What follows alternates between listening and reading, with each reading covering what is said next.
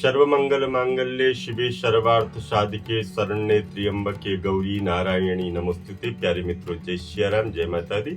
मित्रों, आज हम आपसे चर्चा करेंगे 27 फरवरी से होलाष्टक प्रारंभ हो रहे हैं, तो होलाष्टक में हमको किन विशेष बातों का ध्यान रखना चाहिए, होलाष्टक में हमको किन कार्यों को नहीं करना चाहिए, आज इस विषय पे आपसे चर्चा करेंगे। तो धार्मिक मान्यता के अनुसार होलाष्टक के दौरान हमको जैसे बच्चे का मुंडन संस्कार कराना है, विवाह संस्कार होना है, नामकरण संस्कार होना है, अन्नप्राशन इत्यादि के संस्कार, 16 संस्कारों में इन 8 दिनों के मध्य में हमको कार्य नहीं करना चाहिए।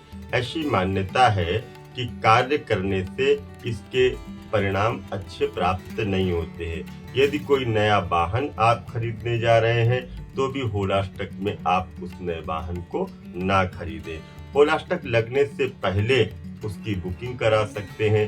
होलाष्टक जिस समय चल रहा है उस समय बुकिंग इत्यादि के कार्य को आप ना कराएं। लेकिन होलाष्टक के दौरान आपको वाहन इत्यादि भी खरीदना नहीं चाहिए, उसको घर भी लेकर के आना नहीं चाहिए। इस दौरान किसी नए व्यवसाय की शुरुआत, अगर हम कोई नया अपना कार्य करने जा रहे हैं, व्यवसाय प्रतिष्ठान खोलने जा रहे हैं, तो ध्यान रखें होलाष्टक के समय हम उस कार्य को ना करें। और अधिकाधिक उग्र अवस्था में, ऐसे में उग्रता अर्थात क्रोध पर भी आपको नियंत्रण रखना चाहिए, क्रोध नहीं करना चाहिए। और व्यवसाय अगर आप करने जा रहे हैं तो उस व्यवसाय में आपको घाटा हो सकता है, तो ध्यान रखिएगा। इन दिनों को छोड़ करके आप व्यवसाय के कार्य को करिए, इससे पहले कर लीजिए या होली हो जाए उसके बाद में प्रारंभ करिए। होलाष्टक के दौरान आप यदि मकान बनाने जा रहे हैं तो भी आप मकान ना बनाएं। प्लाट की रजिस्ट्री कराने जा रहे हैं तो उसको भी ना कराएं। विवाह संस्कार इत्यादि को ना करें।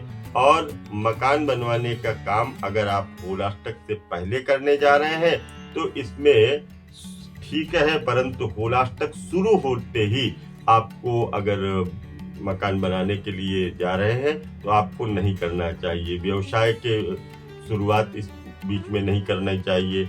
और बहुत से कार्य ऐसे होते हैं जिनका हम प्रारंभ किसी भी दिन कर देते हैं, परंतु ध्यान ये रखिएगा कि होलाष्टक है तो होलाष्टक में हमको शुभ कार्यों को प्रारंभ नहीं करना चाहिए। और होलाष्टक में प्रचलित मान्यताएं ऐसी आती हैं कि हिरण्याकश्यप ने अपने बेटे प्रहलाद को भगवान विष्णु की भक्ति से दूर करने के लिए इन 8 दिनों में उनको प्रताड़ित किया था, कष्ट दिया था। इसलिए इन दिनों भगवान विष्णु की पूजा करनी चाहिए, अन्य इधर उधर आपका दिमाग नहीं जाना चाहिए। भगवान विष्णु की जब पूजा करेंगे तो भगवान विष्णु ने जिस तरह से प्रहलाद को अभय प्रदान किया था, प्रहलाद को अपना आशीर्वाद दिया था, उसी तरह से भगवान विष्णु की पूजा करने से हम सभी के जीवन में भी भगवान विष्णु की कृपा हो। इसलिए भगवान विष्णु का हम लोग पूजन इत्यादि के कार्य को करने का महत्व बताते हैं, और पूजन भगवान विष्णु का करना चाहिए। क्योंकि प्रहलाद ने जिस समय भगवान को प्राप्त करने के लिए हिरण्याकश्यप ने कहा कि क्या इस खंबे में भगवान है, तो प्रहलाद को पूर्ण विश्वास था और प्रहलाद ने कह दिया हाँ इस खंबे में भगवान है।